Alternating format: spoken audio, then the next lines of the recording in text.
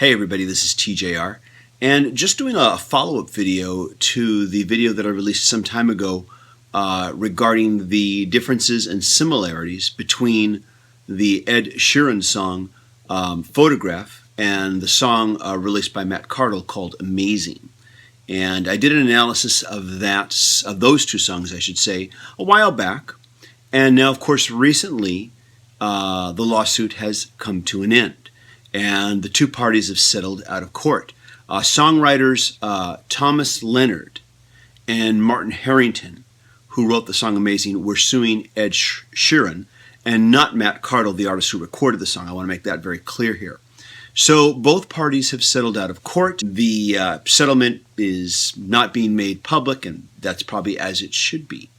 The two songwriters involved have been working professionally in the industry for some time now, and they have written songs for artists like Kylie Minogue and Emma Bunton. In the legal papers that were filed by Thomas Leonard and Martin Harrington, they wrote, and I'm going to try to read this verbatim here, but even I find this a little bizarre to read.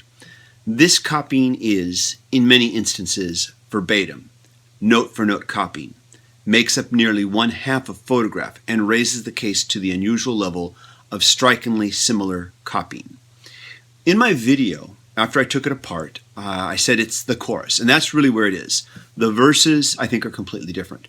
It's the choruses that are very similar, and I will agree, they are very similar.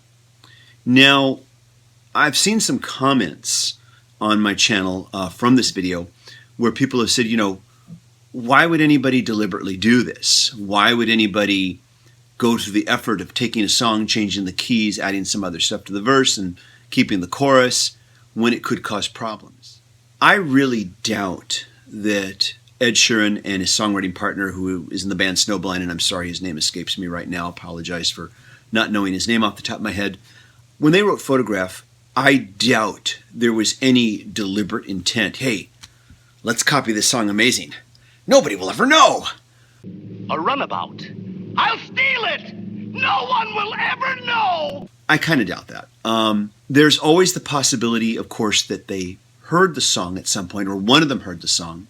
But then, like so many things in this world, we forget about it, it gets filed away in our subconscious. It comes out later in the song that you're writing. And so it could have been just a subconscious plagiarism. Now, I want to point out that being subconsciously guilty of plagiarism still makes you guilty. It's not an excuse.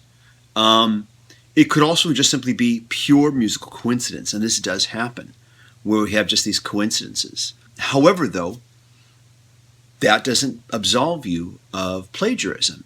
If you're accused of one, there have been a few comments left on the channel about this video where people have tried to defend Ed Sheeran by saying, well, I like his song the best, so therefore he can't be guilty.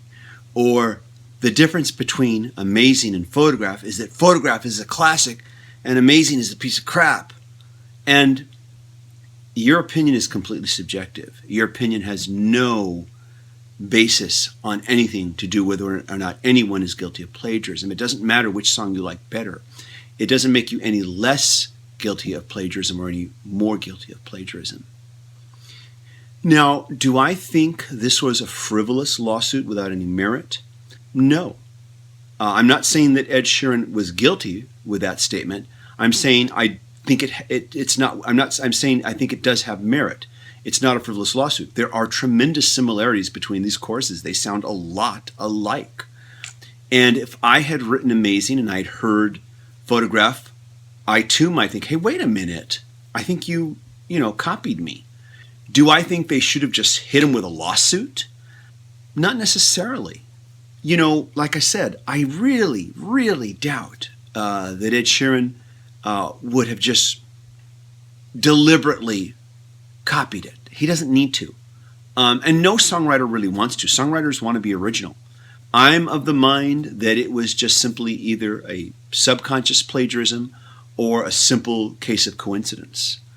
I think a better approach that could have been done, the two songwriters, Thomas Leonard and Martin Harrington, I think would have been to have their people approach Ed Sheeran's people and say, hey, we feel like you did this. before we take this to court, can we work something out here? And these type of things have happened before. Tom Petty's Won't Back Down versus Sam Smith's Stay With Me. And in that case, the folks involved with Sam Smith's Stay With Me said, hey, let's just work something out, And they worked out a deal and awarded Tom Petty songwriting credit and a share of royalties, and they went both their separate ways. Those choruses did sound very similar, and once again, more than likely, since Won't Back Down was a huge radio hit, more than likely the songwriters of Stay With Me heard it, and then it came out subconsciously, and this does happen. I think that they should have just, rather than just hitting them with a lawsuit, should have said, hey, let's work something out and see if something agreeable could be reached to where you do the same thing. You add them as songwriters and you share that.